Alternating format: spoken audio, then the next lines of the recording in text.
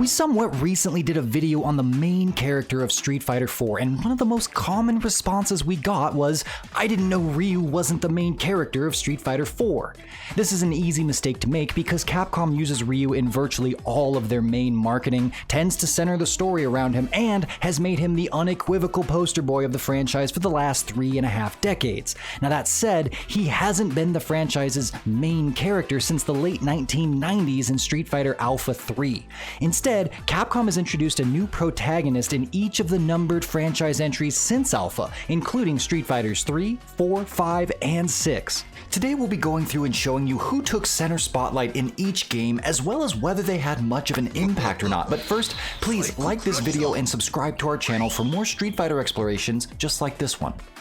Going all the way back to the beginning, it was Ryu who was the main character of Street Fighter 1. This game had a very basic story as two up-and-coming martial artists entered a world fighting tournament to test their mettle. You play as one of these martial artists, Ryu, the other being Ken, and go on to defeat the Emperor of Muay Thai and best in the business, Sagat. Though it wasn't really written into canon until later, Ryu would tap into a hidden inner power, the Satsui no Hado, to deliver the final uppercut that scars Sagat's chest. Street Fighter 2 is when the franchise really caught fire, and technically Ryu is the main character here as well, but story is actually very sparse compared to subsequent franchise entries. Evil dictator M. Bison puts on another World Warrior tournament to try to attract and harness the power of the globe's strongest fighters, and Ryu is his main focus given that he defeated Sagat in the previous tournament. We don't know who officially won this tournament, and the story is widely told through the snippets you get when completing arcade mode with the various characters, many of which contradict one another. It wasn't until the third entry, Street Fighter Alpha, that a real tangible narrative began to develop. Alpha is set between Street Fighters 1 and 2, as this is when Capcom really decided to do something with their, by this point, hit series. Like in SF2, Bison wants Ryu for his immense fighting potential. Meanwhile, Sagat, now Bison's second in command, is hellbent on revenge on the one who gave him his scar and took his title as best in the business. Bison uses Sagat to track Ryu and then captures and brainwashes him, but Sagat has second thoughts, realizing that this means of revenge isn't satisfying, turns on Bison, and helps Ryu defeat the dictator. Also, Ryu runs into Akuma, who is similarly interested in him for his Satsui no Hado potential because Akuma is all about finding strong foes and fighting them to the death. Ryu loses to his much stronger opponent, but Akuma lets Ryu live, demanding that he give in to the Satsui no Hado and become as strong as it can possibly make him so that they can fight again someday. That brings us to Street Fighter 3, wherein Alex, a brand new American character, was introduced and given the status of main protagonist. Capcom wanted to appeal more to American audiences and saw wrestling as the best fighting style to use to do so at the time. Developers specifically sampled from the iconic Hulk Hogan to create Alex, perhaps most conspicuously through his standoff with Hugo that alludes to the legendary Hulk Hogan-Andre the Giant match at WrestleMania 3. You'll also notice both Hogan and Alex rip off their shirts and fight with many of the same maneuvers. As far as story, Alex lost both of his parents at a young age and was trained and sort of raised by one of his father's closest friends, Tom. Tom is 150% based on actor Jean Reno, by the way, whom he naturally sees as a father figure. Tom fights the big bad guy of Street Fighter 3, Gil, and is badly beaten, so Alex goes on a revenge quest to take down Gil. He does so in a fairly routine fashion and everything is hunky-dory, but then Alex encounters and fights not main character Ryu. He's unable to land a single hit on Ryu and loses horribly, but like so many others in the Street Fighter universe, becomes infatuated with the idea of a rematch. The two clash again and the outcome is unknown, and that's the gist of it. Continuing the trend of having a blonde newcomer who specializes in slams, we move on to Street Fighter 4, where Abel is the official protagonist. Inspired by Russian mixed martial artist Fedor Emelianenko, as well as professional wrestler Rob Van Dam, Abel is technically French, but that makes little sense as he's actually a clone created to be a spare body for M. Bison.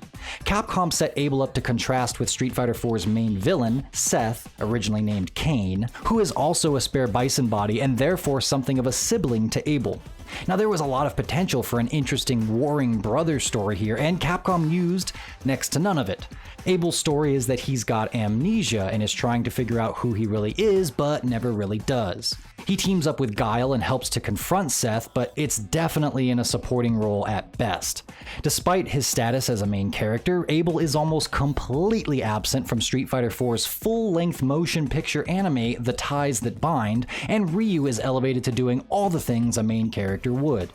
Abel is arguably the worst protagonist in the entire franchise, and we actually have a full video that goes in depth on his story, the way he was seemingly sidelined, and a much deeper and meaningful story that Capcom seems to have abandoned halfway through the character's development.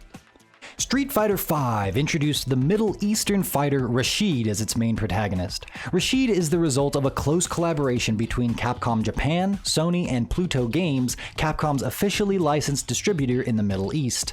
The Arab character is a more modern and clean-looking fighter dressed in white, to contrast with Ryu, who usually has a more tattered and outdoorsy appearance with his white gi. Rashid's story is that he's on a quest to find a missing scientist friend, whom we later discover was captured by Shadaloo and forced to do their dirty work. He encounters Ryu just before the main events of Street Fighter V and challenges him. Like Alex, this main character loses to Street Fighter's poster boy as well, but is happy to have a story to tell, so there's that. During the events of SF5's main narrative, A Shadow Falls, Rashid does play a prominent role as he helps Team Good Guys thwart M. Bison's evil plot to blast psycho power into all the major cities around the world. Rashid's ties to his aforementioned friend, who is killed by the way, spoilers, help him directly deactivate the main satellites involved in Bison's plan, and thus he does play a significant role. Now that said, it's once again Ryu who delivers the final blow to M. Bison after some help from Charlie Nash, and thus yet another main character clearly plays second fiddle to Ryu, who got a ton of development as he finally figures out how to control the Satsui no Hado and becomes the most powerful version of himself yet. That brings us to the most recent entry, Street Fighter VI. Though he was introduced at the end of Street Fighter V, presumably because of delays in the development process of SF6 thanks to COVID, Luke Sullivan is the latest main character. He and fellow newcomer Jamie are supposed to represent a Ryu and Ken for the younger generation. In the main prelude to Street Fighter VI, Days of the Eclipse, we find our main character yet again playing a supporting role, as Ken and JP are the central focus. Ryu isn't mentioned at all, surprisingly. But Luke does lead the "we got there 2 seconds too late" SWAT team and takes care of Ken's son in the B plot. Capcom actually based Street Fighter VI's main story around the custom avatar character that players use, but Luke serves as the main instructor for you throughout, introducing you to the world and telling you how all of your gear and gadgets work. If you're seeing a theme emerge here, you're absolutely right. Capcom doesn't make its main characters, at least when it comes to Street Fighter.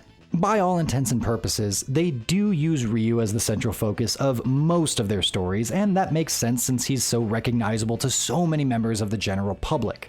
That said, it seems like a kind of odd choice for them to go out of their way to deem specific newcomers main characters when they really fulfill the role in title alone. Alex is on some of the promotional material for Street Fighter III, and Luke made it as the sole character on Street Fighter VI's horrendous box art, but both Rashid and Abel are nowhere to be found when it comes to the main marketing of the games they allegedly lead.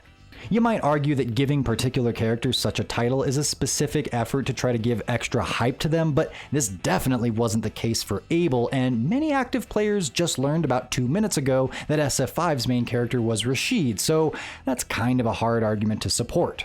Why do you think Capcom assigns main character titles in this way? Does it make things more interesting, or should they just admit that Ryu is and always has been Street Fighter's one and only protagonist? I've been John Velociraptor Guerrero for EventHubs. Thank you so much for watching. We hope you learned something, and we'll see you in the next video.